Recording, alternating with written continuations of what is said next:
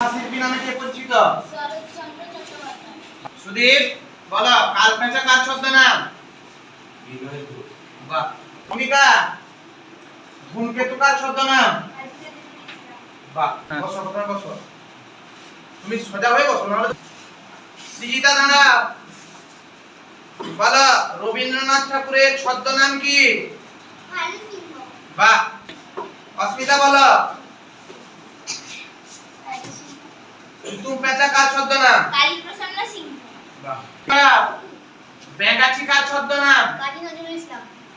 অরুণা বল, ওরা বল, ভারতের জাতীয় গান কে রচনা করেন? বঙ্কিমচন্দ্র চট্টোপাধ্যায়। দাস বলো, নীল লোহিত কার ছদ্মনাম? সুনীল গঙ্গোপাধ্যায়। দেবলীনা দাঁড়াও। বলো, যাযাবর কার ছদ্মনাম? বিমান মুখোপাধ্যায়। পাত্র দাঁড়াও। বলো, বনফুল কার ছদ্মনাম? বলাইচাঁদ মুখোপাধ্যায়। বলাইচাঁদ মুখোপাধ্যায়। অভিষেক দাঁড়াও। বলো, বাংলার বাঘ নামে কে পরিচিত? আশুতোষ মুখোপাধ্যায়। বাহ। মামনি মাইতি দাঁড়াও।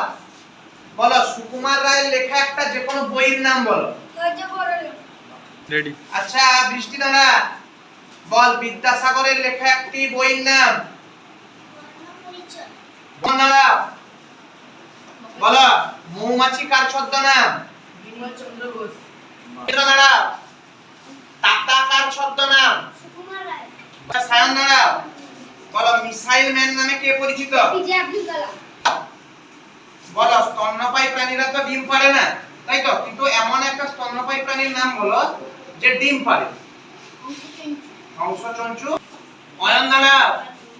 বলো, বিশ্ব পরিবেশ দিবস কবে পালিত হয়? 5ই জুন।